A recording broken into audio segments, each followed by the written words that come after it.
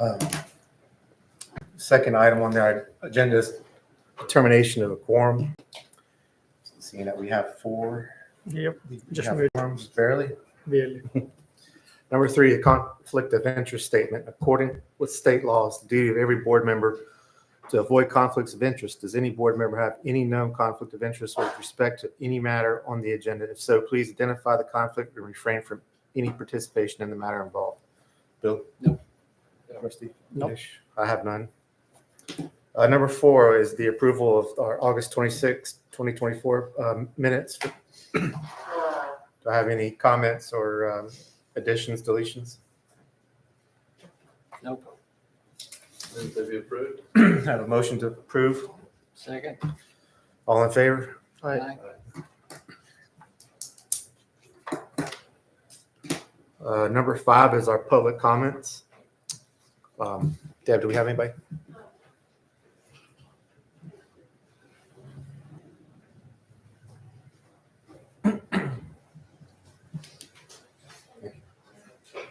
Chad, if you want to come up.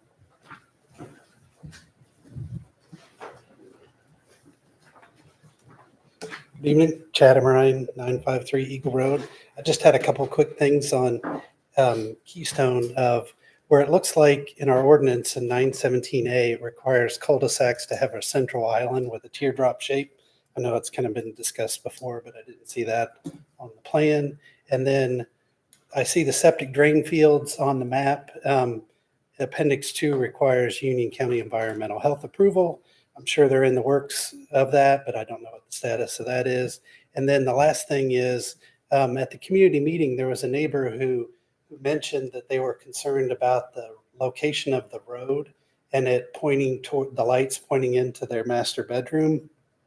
So I know DOT kind of dictates where the entrance is, but if it has to stay where it is, I didn't know if there's an option of doing a divided entrance like Lake Forest Preserve has, where you have a little median in the middle that could shift cars slightly, but then also that landscape buffer might help from a light going into that person's residence.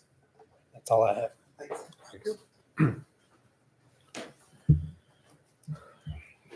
All right, number 6 is the old business. The applicant has requested to delay a month. So talking with Karen, I'm looking for a motion to approve that or deny that. I make a motion to defer to the next month's planning board meeting. Okay, do I have a second? Second. All in favor? Aye. This is Polifka across the street. Okay, why they're deferring that? They, on top Oh, of, they asked for it. they asked for it because Mhm. North Carolina has changed their stormwater Okay, requirements and they just need more time doing some that's fine. calculations. That's okay. I'm okay. Thank you. Thanks. Aye. Passes unanimously. Mhm. Number 7 is the discussion and possible recommendation of the applicant by Keystone Custom Homes requesting conditional zoning approval for a 12-lot subdivision located on Deal Road. Greg, you got it? Thank you, Chairman, members of the board. This agenda item is an application by Keystone Custom Builders requesting conditional zoning approval for the development of a 12-lot conventional subdivision located on Deal Road. So this application date was around July. Again, today's September 23rd. This is located just north of the school complex, the middle school on Deal Road. This is approximately 17 acres with 12 lots, so greater than one or less than 1 unit per acre. So meeting our land use plan density requirements and also the requirements for conventional subdivisions under the RCD conventional zoning category. So these are 40,000 to 53,000 square foot lots, 12 around a single cul-de-sac. And this proposal is tentatively known as Elysian at Weddington. The small subdivision, again, is surrounded by other homes on Deal Road and is near the school, which is south of the site. And that's also where the open space, 10% required open space, is provided. That's primarily on the south, buffering the school from this new subdivision. It's fairly conventional, so I won't go through item for item some of the code requirements, but I'm available for any questions as necessary. Again, this is currently zoned RCD, so that gives them the option to do a conservation subdivision or a traditional type 1 acre lot development. This is the latter. And they're just all centered around a single cul-de-sac. That cul-de-sac is less than 1,200 linear feet. It's about 700 linear feet. And so no design changes are necessary to meet code standards. The teardrop or the island is something that is prescribed by code, as a member of the public mentioned, but that'll ultimately be covered by NCDOT since this will be a public road. Other details about this development under the UDO section D917A, so just the residential requirements. They're all centered around that road. It's a single cul-de-sac. It's 12 lots, so it doesn't meet the requirement of 15 or more for having multiple entrances as exits. So it's just that one entry and exit point onto Deal Road. The main thing that's for discussion tonight and is visible on your plan, which the applicant will probably note in their presentation, is I'll cite the code section D917-01B, which is essentially the buffer requirements, where you're along thoroughfare roads, a buffer of at least 100 feet wide of existing woodland, providing adequate visual screening throughout the year is required. This buffer width may be reduced to 50 feet if plantings are installed to include year-round screenings. So this is a pretty heavily wooded site as it exists today. It's got good screening with the existing conditions. The applicant is proposing a 50-foot buffer for this development so that you have the option between the 100-foot or the 50-foot supplemented by additional plantings. The applicant has chosen the 50 feet with the supplemental plantings, which is shown on some exhibits in your site plan, which I can turn to in a moment. So they would do additional evergreens along Deal Road to provide that screening. Otherwise, it meets the comprehensive land use plan. It meets it for residential purposes. It doesn't require a TIA because it's only 12 lots, et cetera. So this is fairly conventional. Really, the only things to note are the buffer requirement, which is subject for debate because they can choose that option. And then also, this is a conventional subdivision that does not have any sidewalk amenities. That's an optional choice as well. But given its location of the school, that is something worth discussing as a board or even as town council, whether that's preferable or not preferable. The reasons it would be preferable is to get kids to walk to school, given its close location. The reasons why it would be preferable is that it could potentially be a queue for the school. People could park on this residential street, getting ready to pick up or drop off their kids if that sidewalk was present. So our land use plan, wants to encourage sidewalks, but we frankly don't have a lot of sidewalks in Weddington, and so there is pros and cons for that proposal. The last thing I note is that this is a traditional septic development, so this would have your conventional drainage field and repair areas. Those are shown on the site plan. My understanding from the applicant, which I can speak to, is they've talked to Union County for approvals of that, including testing, but we don't have any documents to that effect as of the date of this meeting. So they can perhaps speak to that larger. I know there's a great concern with septic systems in Weddington right now. This would be just a normal private septic development, but the details may be requested at the kind of town council level to make sure that it meets all those review requirements. But again, and I would note that Union County or perhaps the state is the entity that approves septic systems. The town of Weddington doesn't review or accept septic. That's not our purview. With that, I'll just be available for any questions this time. I also have slides available if you need to look at the site plan or look at some exhibits. Thank you. You guys want to discuss anything now or hear from the applicant? I was going to say, the applicant I will have the applicant do their presentation. I got a couple questions, but they may answer them during the presentation.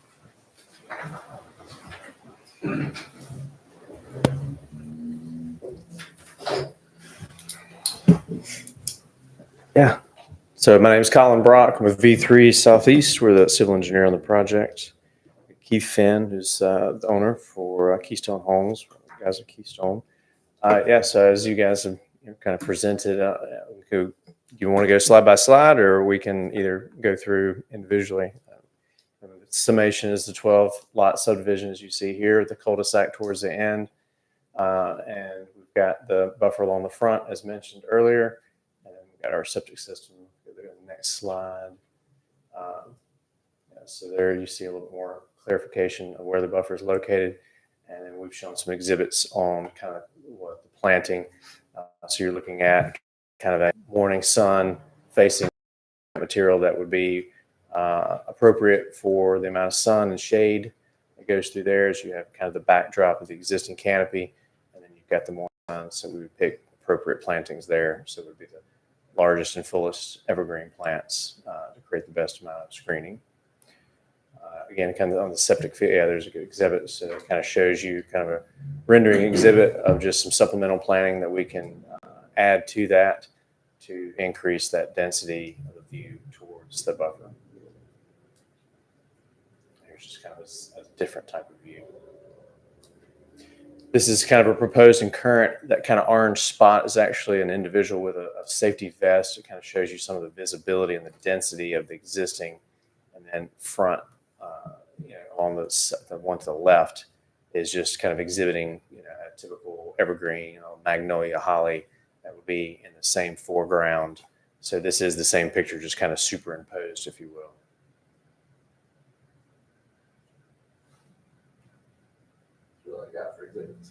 Yeah. So any questions, we're glad to answer.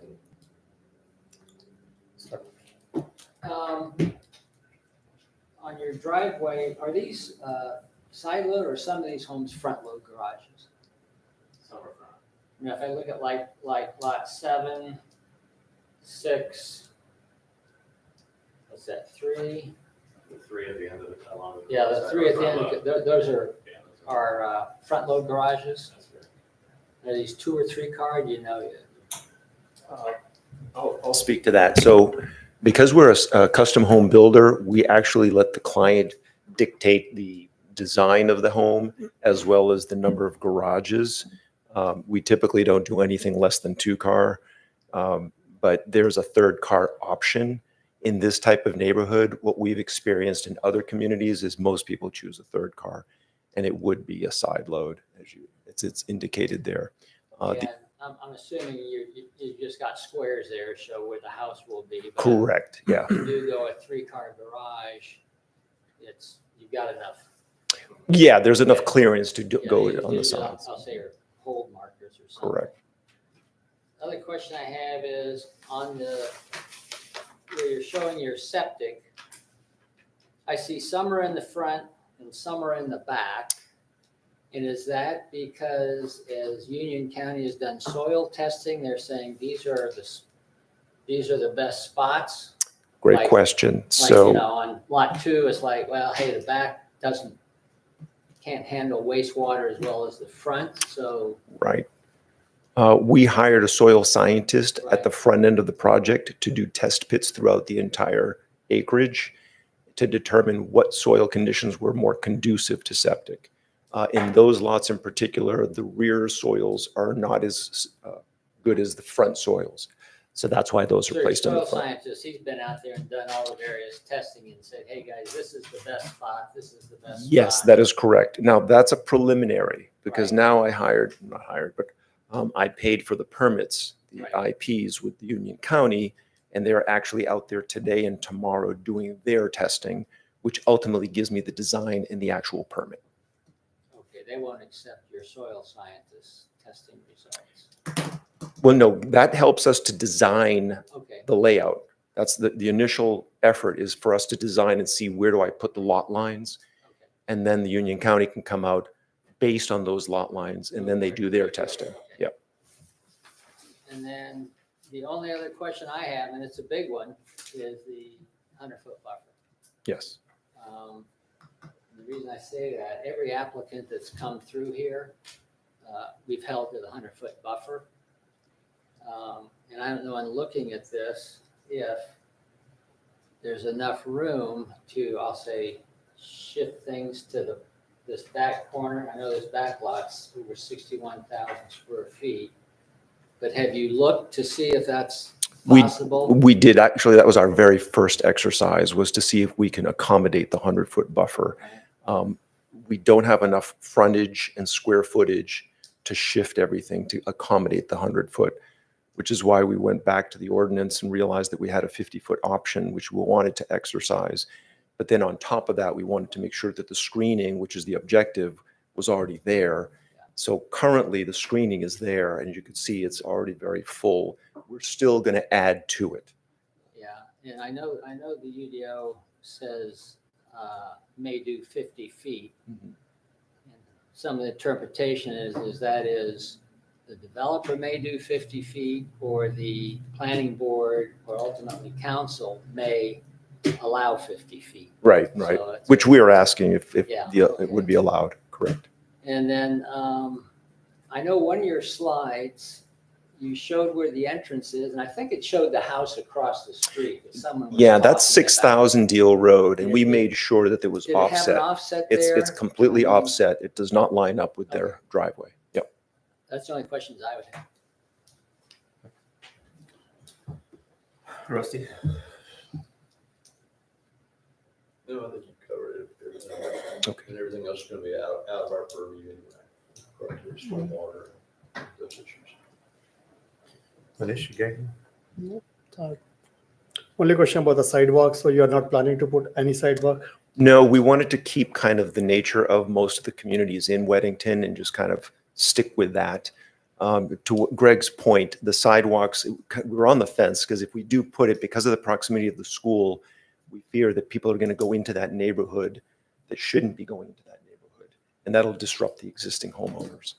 Generally, the neighborhood has a sidewalk only on one side, not on the both side. So that's what I've seen most of the case. So you're not even planning on the one side either? Again, our preference would be not Not to, to. only because of the possible risk in getting school parents getting into that neighborhood, dropping off or picking up kids as a convenience of not waiting in line. Okay. Thank you. A couple questions. Weddington Hills, which is at the corner of 84 and 12 Mile. Similar proximity to the schools, but they have walking trails for their kids to get to the campus. Y'all envision doing anything like that for the homeowners themselves? We did not have that anticipated. I think the concern would be if it would be a potential cut through. This came up at the council meeting last month. Evidently, some of the homeowners who have children cut through the property today, and that's a liability, as you can imagine. So at this point, there is no trail system that would be considered for that purpose. And then your septic layouts, to piggyback on Bill's comments, the areas that are identified as for septic drainage fields, is that, what assumptions did you make? 4-bedroom, 5-bedroom? And we actually assume 5-bedroom. Yeah. And does that have enough square footage for the actual system and the repair area, or just the system? So our preliminary assessment just checks the soil conditions. Union County is the one that will dictate whether or not there's enough room for the linear footage and the design. So we're waiting for their feedback on that specifically. And to that point, if it doesn't fall within that square that we're proposing, we might have to shift lot lines to accommodate the septic. So it's kind of like the chicken and egg. So you're just going to cut the road in and then leave the lots natural, except for the house? Our intention is to try to keep as much natural areas as possible, correct?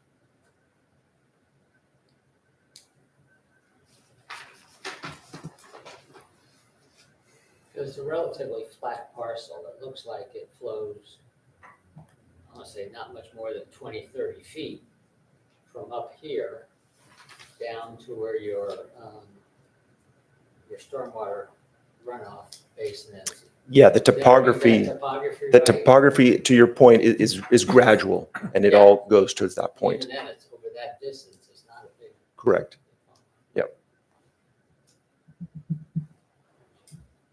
Well, like I said, I have a problem with 100-foot, only because we've held other applicants to it. And then also, I know right now this is reflecting driveways outside the 15-foot side setbacks, but that is allowed because it's not a structure. Right. So I just feel that's kind of pushing the limit some. If I can point out on that plan, it's kind of hard to see, but we purposely were taking advantage of the lot line and the side yard setback, which we're also going to respect. We just can't get credit for it. So in other words, that'll be an additional piece to the buffer, ultimately getting you close to 75 feet.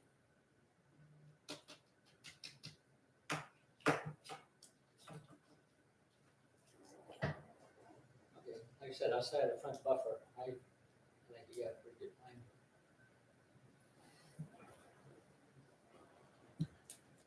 All right, motion or continued discussion, table, what do you guys want to do?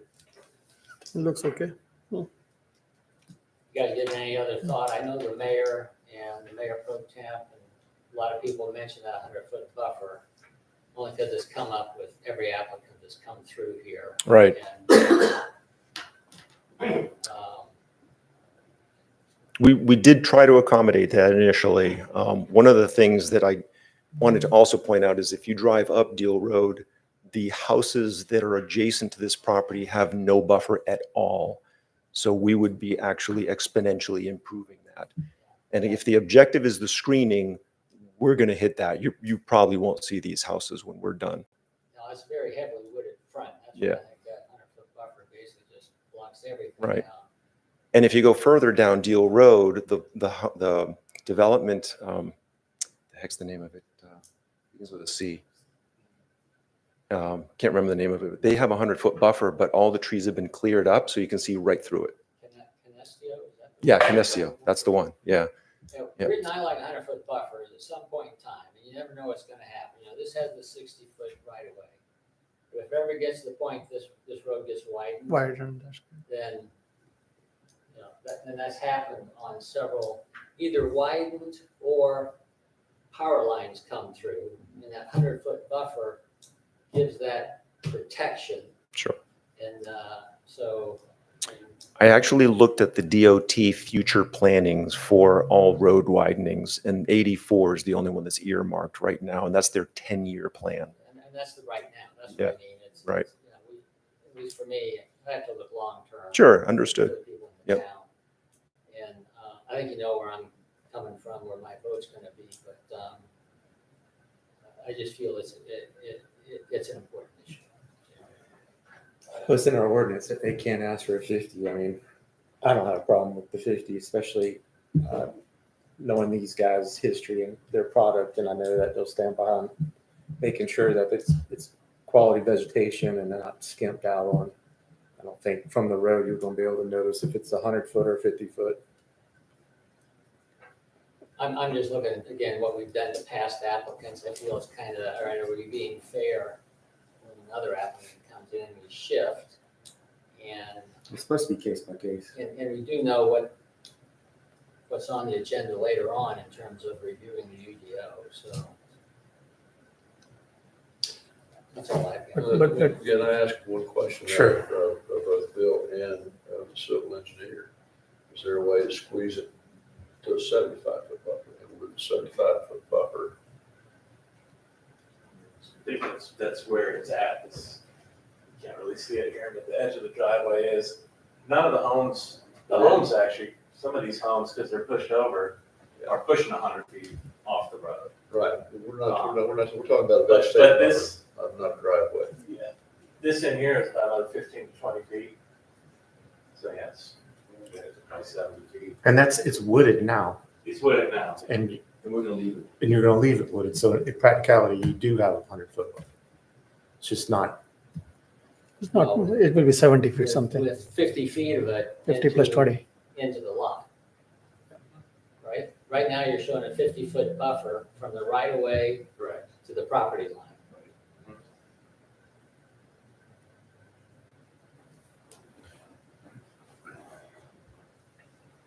And I think Rusty's question was, all right, you can't shift back to get to 100. Have you looked at shifting back to get some more? Trying to look for some wiggle room here. This area that's not planted is another 15 to 20 feet. So to this edge of the driveway is 70, Yeah, 75 feet. but that's on the lot. That's on the lot. The buffer runs from the lot to the right of way. Did we Not deep? necessarily. No, it's The off. lot line right here. There's a difference. Red line and the black line. But didn't we do it last time? I'm looking at your site layout, your site setbacks right there, and I think you can squeeze enough out of your first 4 lots to get that wiggle room. I think you've got the minimum lot size, there, right? Yeah, it's 120 foot width, I think It is. And you got their square footage. Yeah, 90 square footage, and we're at 40. Just we're over it. All right, I can't make a motion, so I'm looking for a motion. What you guys want to do?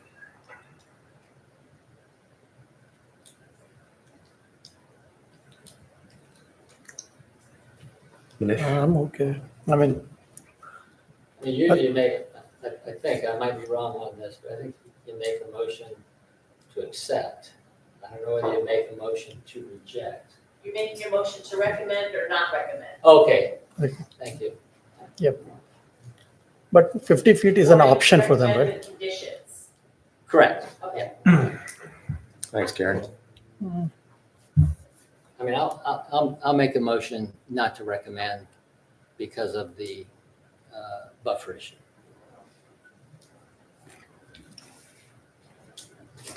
But in Any discussion? But I want to understand one thing. The UDO, we have an option for 50 feet, right? So they have been given the option for 50 feet. Either there's no option or there's an option. They have chosen the option of 50 feet. Yeah, that's accurate. So as the code states, a buffer of at least 100 feet wide of existing woodland, providing adequate visual screening throughout the year is required.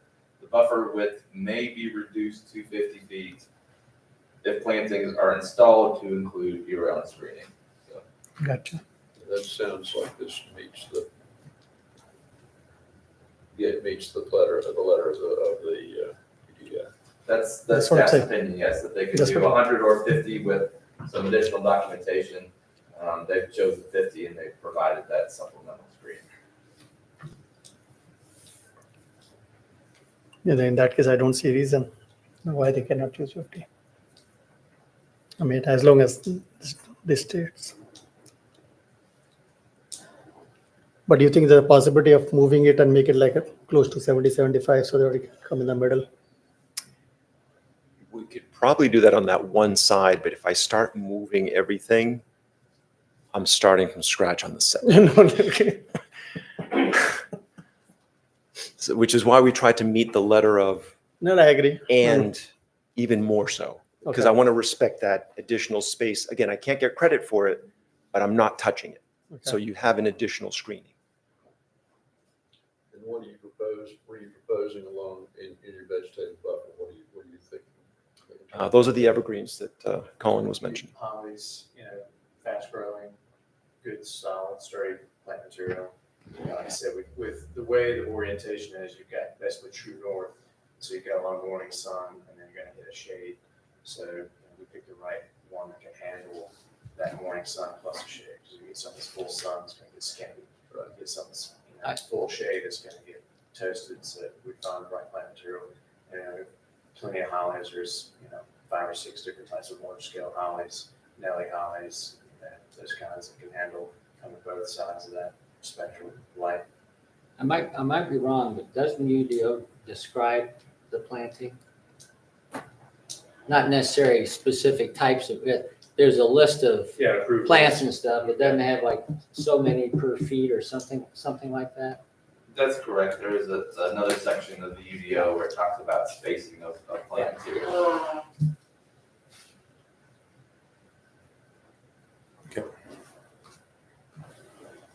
I'm okay. I think it's going what has been written. I'm sorry. So I think they are going what has been written and they have chosen that option. So based on that, I feel So the motion is to reject it. Do I have a second? Motion dies. Motion dies. So in Karen, in Weddington, when the motion dies, can someone add another motion? Manish Rusty. All right, so. Okay. So should we make a motion here to, yeah. a motion to accept the condition, and the condition being we see the revised or the final vegetative plan, and we see if you can squeeze out 10 to 15 more feet on that buffer. That's doable. I second that. So can you clarify what the conditions are? I did. Speaking. Well, you're seeing the final planting For the council or for the planning board? for the planning board. Oh, for the planning board. No, No, it comes to the staff. oh, that's right, it's good. It's just gonna go to the It's just stuff after that. Right, would be for the council. So the conditions are, and I apologize, I just want to make sure I'm clear here. The condition is the planting plan, Right, which is per the UDO. landscape plan. And then the other one was, Try to squeak out another 10 to 15 feet on that buffer to the 60, 65 feet wide. He says 70 is going to impact his, 75 would impact his septic system. Sketches, yep. And I'm looking at what is written in the UDO, and they have complied with what's in the UDO. We can get a little bit more out of that. That would be a condition. not taking part of the 10% open space is that buffer, right? No. Because on one end, you've got your 50 feet, then you've got like a 20-foot part of your 10% open space that goes all around. Was that the 20 feet you were talking about? Just along the road. I'm talking about simply widening the bill, just widening the buffer. Okay, I'm fine, just long as the condition is clear for the council. I got a motion and I got a second. Second. All in favor? Aye. Opposed? I guess it passes with just 2 to 1. I don't have to vote on, Huh? Yeah. I do? No, he said. No, you don't. Okay. No, 2 to 1. 2 to 1. All right, Hold on, thanks. okay. Can you, tell me who voted for and who voted against, please? Just Bill. Okay.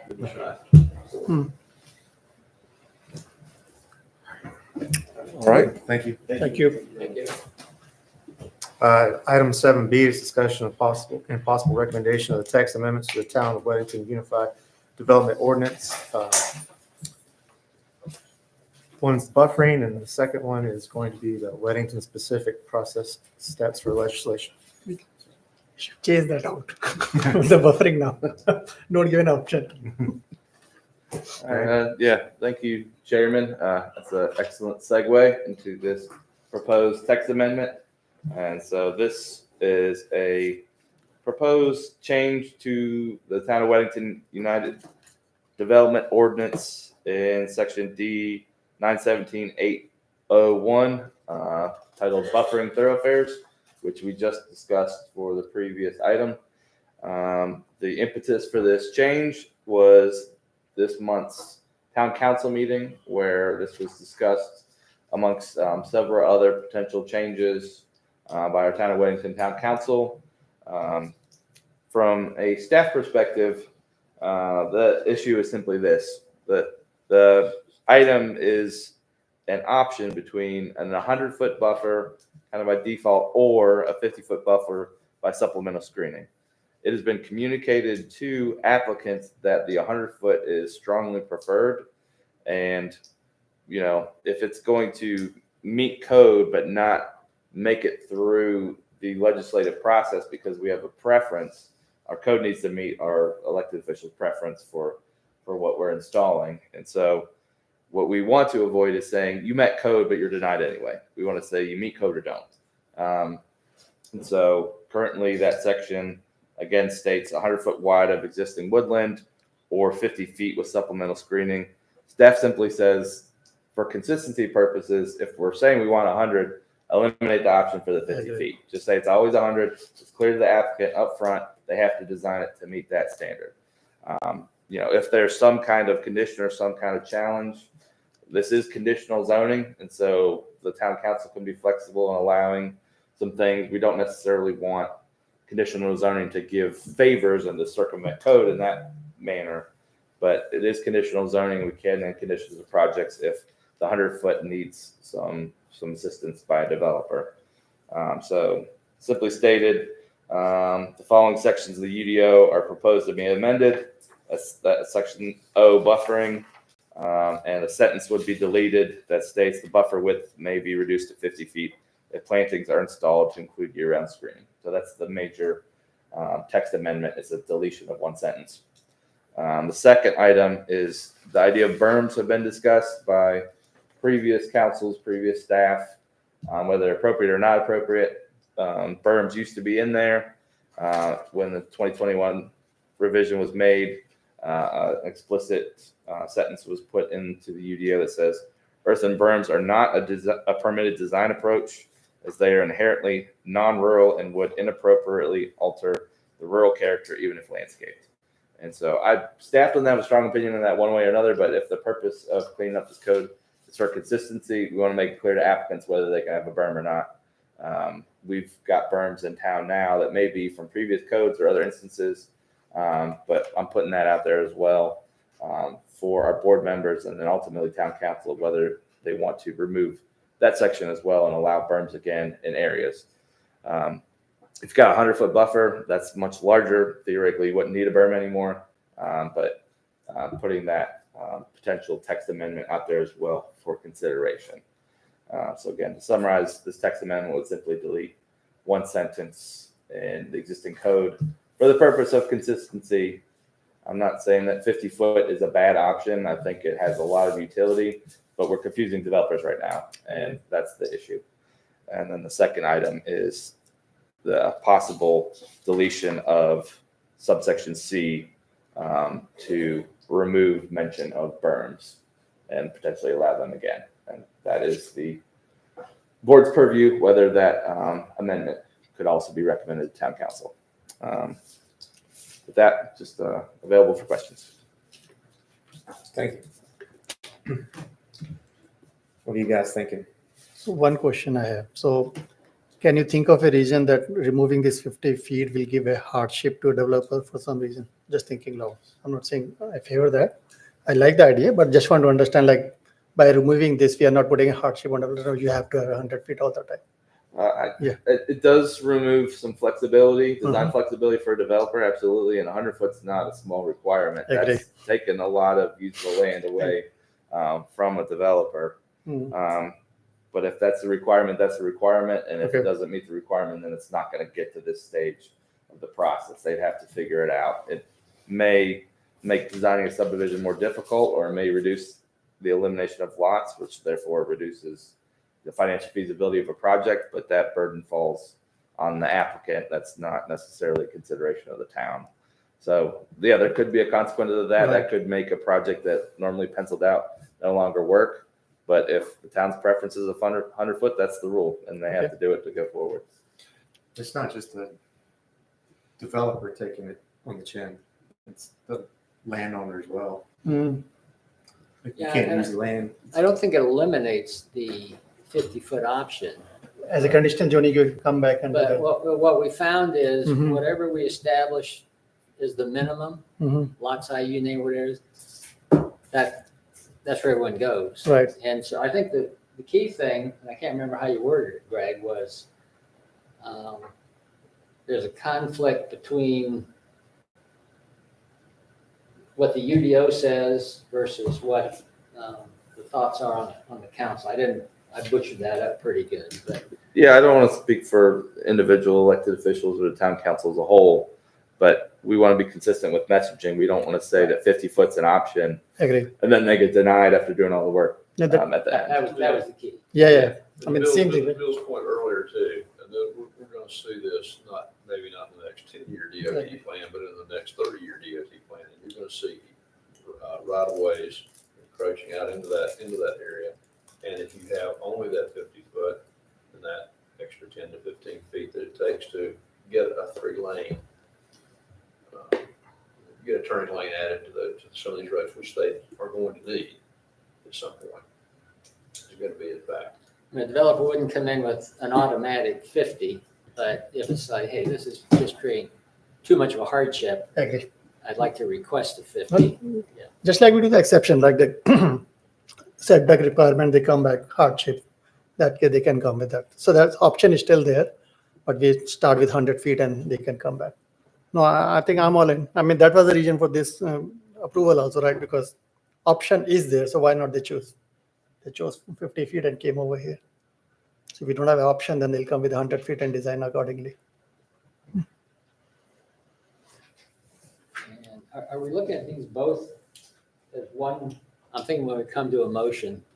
I'd go to motions on each. on each Separately. one? Okay, all right. Can we take out the teardrop cul-de-sac part too? Because that's so 1980s. I live in a community that has it. Every UPS, Amazon driver goes into the median, or not the island. We tear it up every month, every single month. Fire trucks can't get to it, the cul-de-sac. So if we're going to clean up the UDO, let's get rid of that too. Heard and on record. Got it. Thanks. All right, so let's take it one by one, I guess, and do the buffering first. Anybody want to throw a motion out there? I'll make a motion to accept the change on buffering, which is removing the last sentence in B, A second. wherever that is. All right, I have a motion and a second. All in favor? Aye. Passes unanimously. I strongly oppose it, just for the record. All right, second is the Weddington-specific process steps for legislation decisions. Do we need to address berms? Oh, Berms. berms. Yeah, second one. Oh, sorry. Yeah, let's do berms, and then if we could do cul-de-sacs as well. You want discussion on berms? Yeah, please. Let's do some discussion on berms. Like, I know everybody's got an opinion on berms. I think, the Toll Brothers one. Can't think. On Matthews Weddington. I think it's a nice berm. It's One all the way down towards, where they're getting ready to tear down the house. oh, there, yeah. Well, both sides of those are berms. Yeah. Personally, I like berms if they're done correctly, especially if you're building or putting in something is currently a bean field and it's just flat all the way out. And I think it helps with the plantings by having a berm. In terms of whether that is or is not representative of rural living, I mean, we got a lot of stuff here that's not. I view it more as protecting the view shed from the roads into neighborhoods. I think can give more thought and discussion. And shows up in a couple other places in the UDO. And so, I mean, my thinking is take that out, E, and then the council has the option to say, well, it's in a number of places. Let's leave it in. I can go either way. You can either leave it in, but then we have to adjust some other places. So, I mean, What's y'all's thought on berms? Well, from the standpoint of construction, twofold. Number one, they cut down on automotive traffic sounds on the exit, on the main thoroughfares where you're coming by the subdivisions.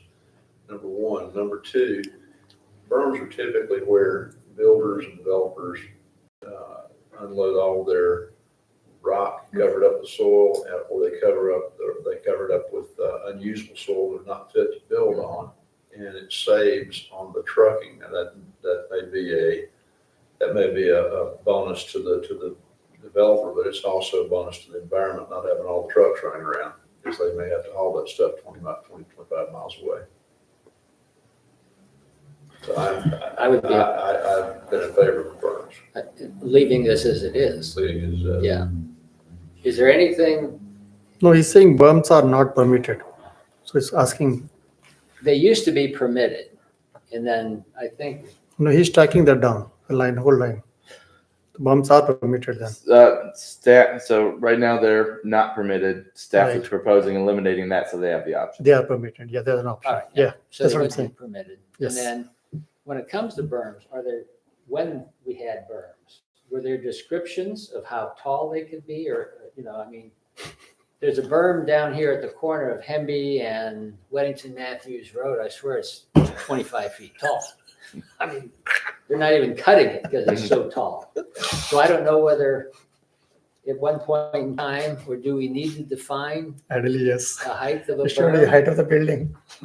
8 feet, 9, I don't know. I'm just a thought. I would love not to. Everything is, almost everything is conditional. So if we came across some kind of crazy 50-foot berm, I'm sure the town council and this board before that could say, hey, we're not in favor of this. We would like you to amend this to a reasonable size. But When they submit their plan and they're saying, we're gonna put a berm, they'll be defining how big that berm's gonna be? they should. They should, Yeah. okay. Okay. And the type of plants too, because a lot of times the berms are underneath power lines and then you can only put so much plants on it Right. before they get. The same planning ordinance would apply. So motion to leave berms, is that what we're doing? I guess. We should remove that line. So what's before us on the agenda? The text amendment would remove section D 917A0 or AOC, which is earthen berms are not permitted. That would be struck, and that sentence would be removed from the. Okay, I'll make a motion. We remove that and kick that up to council, let them discuss berms a bit. Second. All in favor? All right.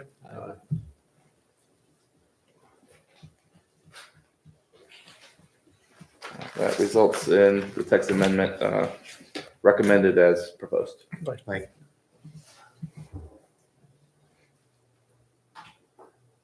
And then, so moving along to another text amendment. So this is section D 607, Weddington specific process steps.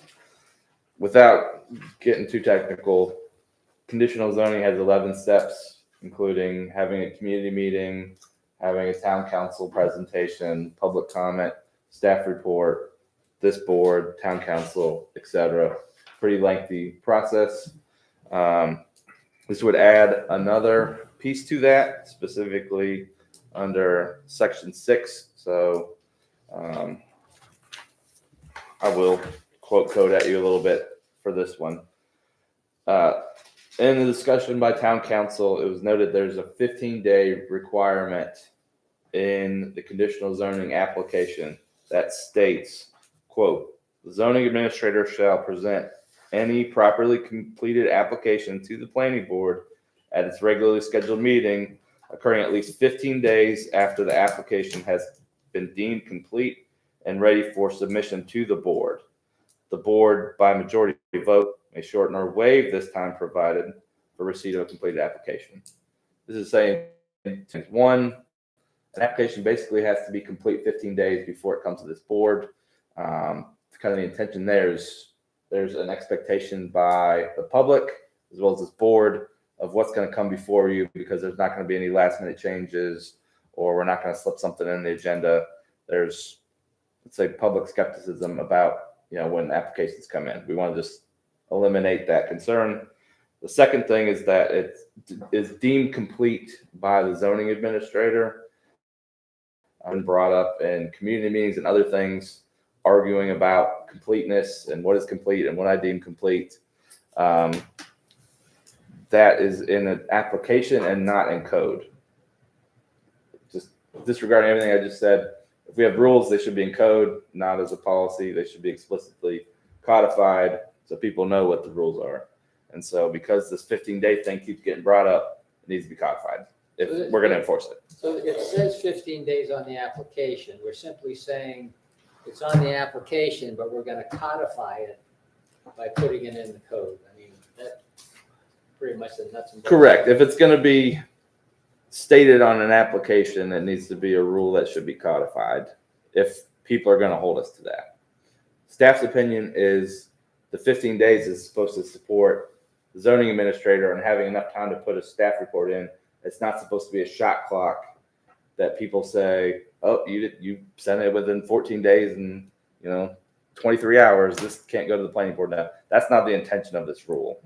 And I want to be very clear about that. But this is what was brought up in a town council meeting, that there's confusion regarding this. The theme of today is we're trying to reduce ambiguity and confusion. If people want a 15-day rule to be enforced, it needs to be codified and therefore inserted into this section of the EO. Again, that would add 15 days for the application to be deemed complete. 15 days, we'll basically know, and everybody will know here if something is coming to the board or not. Noting that discretion is by the zoning administrator for that 15 days, but also that the planning board by majority vote may shorten or waive the time provided for receipt. So this also gives the planning board the option, as stated. So with that, just if we're going to be consistent and people are going to mention a application form as a rule, the rule should be in the Unified Development Ordinance. For that purpose, staff recommends approval as text amendment that simply adds one sentence to section D107 under item 6, where it states staff shall review the site plan and all relevant information and provide the report. It then adds the sentence that the planning board has 15 days for it to be deemed complete. I know I'm happy to answer any questions on that. Again, it's not necessarily that staff super endorses this, but its intention is to give me more time to get a staff report, and by putting in code, at least makes it more clear what the rules are. I was going to ask if this would help staff. I agree. Well, if there's a code requirement that has to be deemed within 15 days, I can notify an applicant that, you've submitted, let's say 10 days before the board meeting. Code section D107 says you're too late. So in that sense, it is clear. What would make it not useful for staff is if this is perceived as some kind of shot clock or kind of mechanism to exclude items from consideration by the board, to say this is, we don't think this project is ready, or this doesn't meet Appendix 2B, or other kind of things like that. If the zoning administrator determines completeness, that's explicit in here. And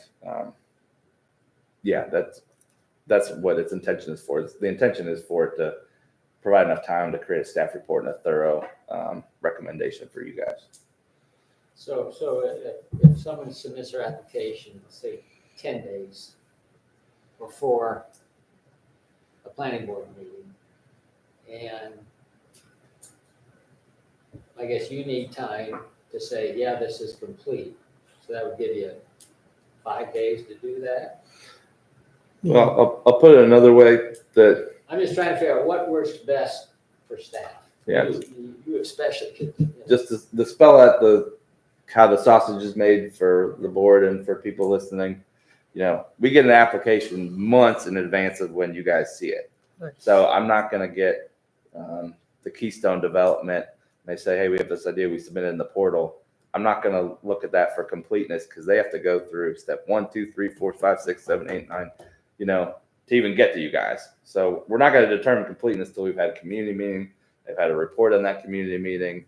They've made revisions based on that, etc. So determination of completeness will not come at application. It'll come at step 6 right here, when it says after all these steps are done, then staff creates a staff report and determines completeness. So it's not that we get an item from a developer and then I have to determine completeness. That's not how that works. It's explicitly in the order of operations provided in code. Deadlines are not nefarious, they're deadlines, period. They're not good or bad, it's a deadline. And that allows you time to react to what you've received, get it in format that you can put it into the packet, in the agenda, and have time to react. And I have no problem with that whatsoever. And the last thing I note about this is, I know this was prompted by town council's discussion earlier this month. One of the other actions that town council made, which is relevant to this case, is to limit the number of agenda items to be seen by the planning board and town council. I'll talk about that at the end of this meeting, but that will also restrict how many items are going forward. So if this 15-day requirement is being used to limit the amount of items that come before the planning board, we already have mechanisms to do that. That's not the intention of this code. So one question, like, why do you want to have this option that planning board may shorten the time provided? That's just as it's currently written. I don't think you need to. I mean, that way you're thinking about like you're bringing it to the board and asking board to shorten the time also. Yeah, that's simply the language that's existing on the application. I don't have an opinion on it. I actually would like that struck from the. I know. I would like We don't need that, struck yeah. from both the application and the codification. Where is that? I'm missing. The last line in the paragraph, the planning board, Because the board can't strike something that Hasn't been presented yet. It hasn't seen it. that's what I'm saying. So it didn't make sense to me.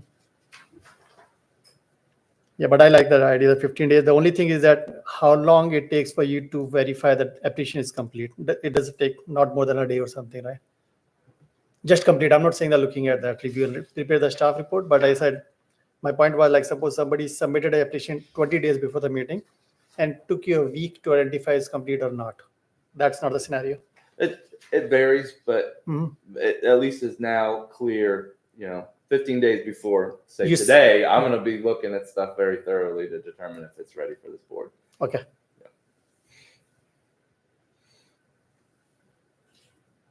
So I make a motion to approve with condition. That last sentence be struck from both the application and from the codification. Second. All in favor? Aye.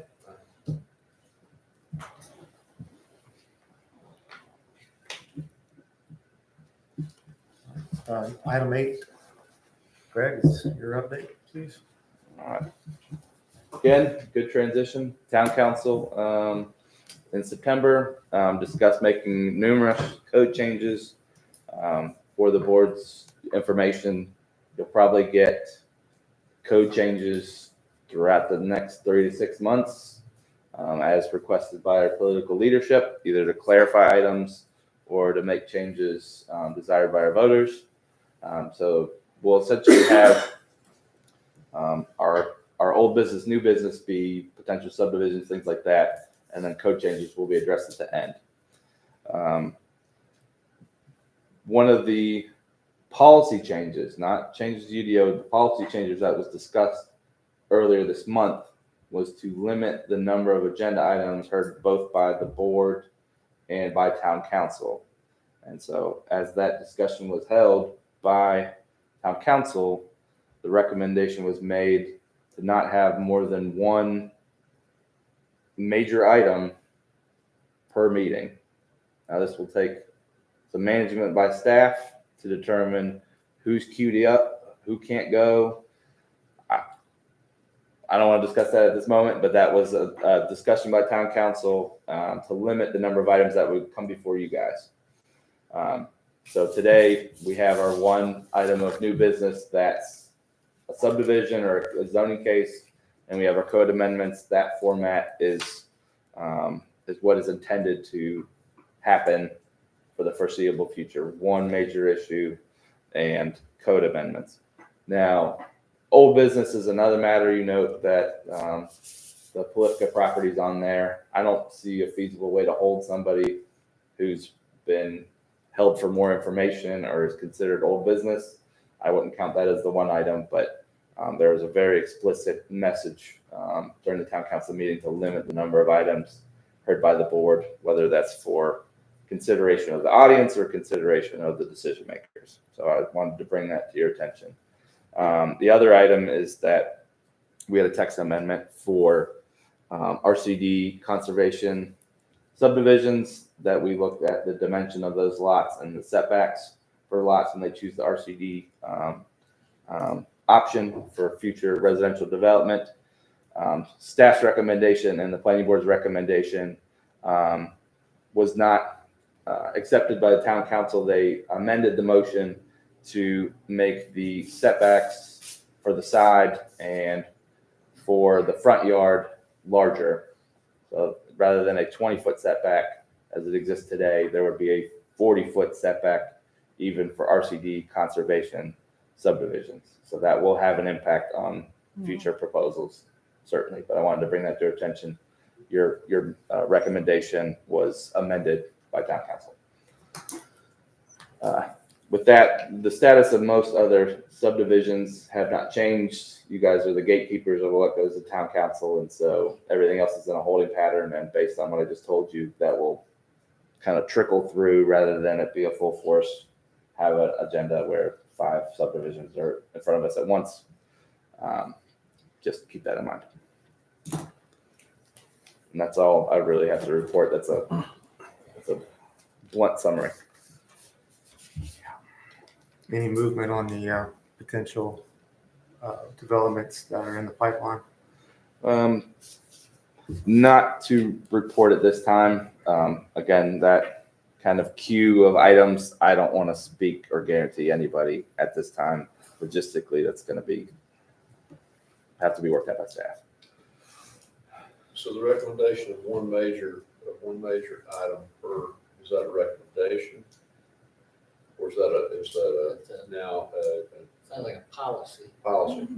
I don't use a policy. It's a policy or? Is it voted upon as a policy now? It's not a text amendment. We'll say it that way. It's a decision by the town council to do that for the future.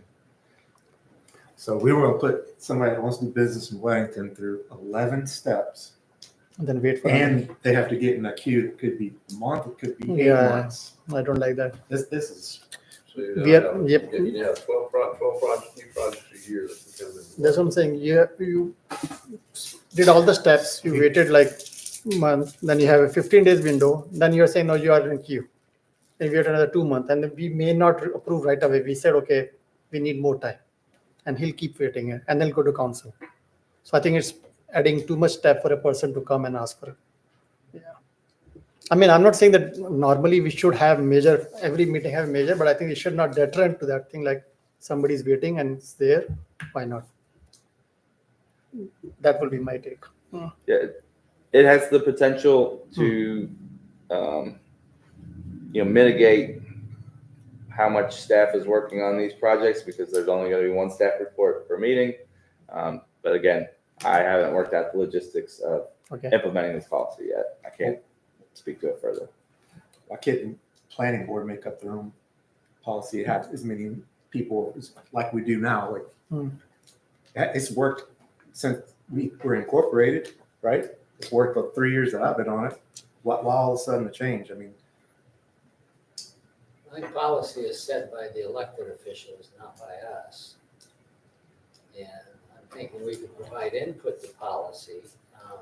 Sounds like we're not gonna get that chance. Pardon me? Sounds like we're not gonna get that chance. no, we didn't get that chance. And Well, I guess, And I don't agree with the policy. I think one of the things we can do is send a note back to council saying, understand what you're trying to do, but one major issue a month is, like you said, that's 12 a year. It depends on how much work is involved by the staff, but I don't think as the planning board can handle 2. We can chew gum and walk too. But I think we can do 2, that's 24 a year. And again, unless this is really creating a burden for staff, and I know they've been, it's like we had a big surge come through and staff was just being inundated. And I don't know whether that was just a temporary blip that came through. And if not, I guess I would think we could handle two a meeting.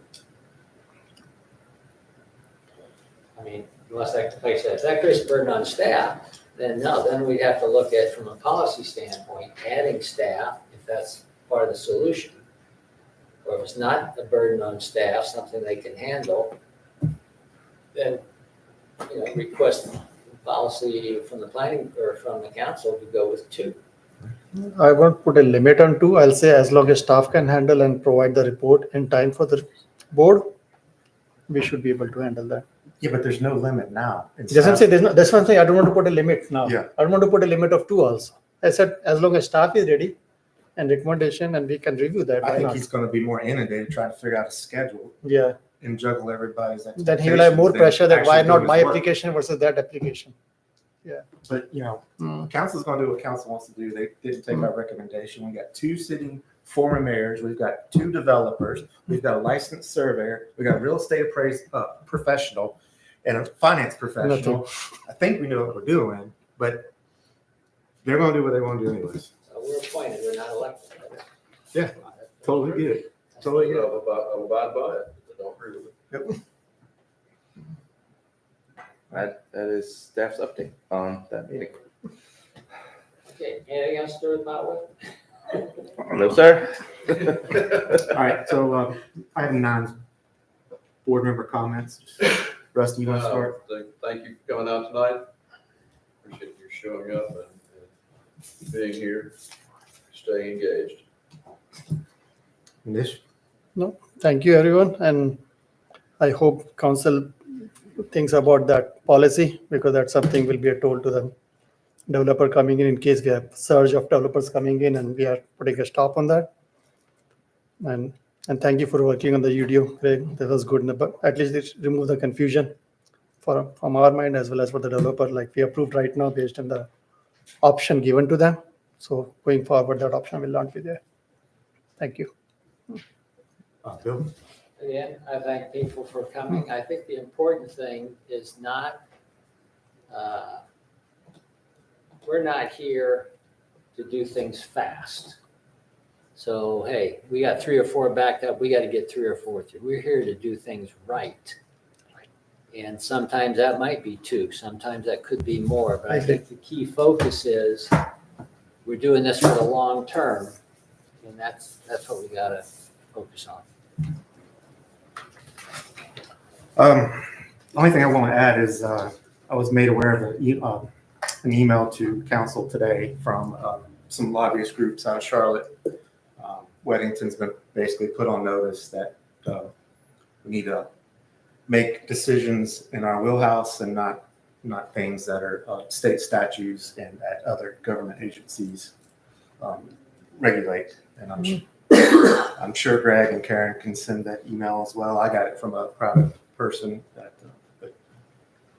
Weddington's been put on notice, so I just keep that in the back of our minds. Can you get a little bit more specific? It's specifically about septic systems and what the state mandates that a developer or homeowner can do with their land versus what a council can say, no, we don't like it. But I don't think the planning board or the council has rejected Nobody's rejecting anything. anything because of some type of septic. Yeah, but there's a lot of misinformation in the public. So there should be, and it's gotten the attention of several large lobbyist groups in Charlotte that sue municipalities. And I just, Yeah, well, that's part of, well, we've already had one major Part of lawsuit. This municipality. okay, we don't need another one. So. leadership. Anyways, I'm looking for an adjournment motion. Motion to adjourn. A second. Second. All in favor?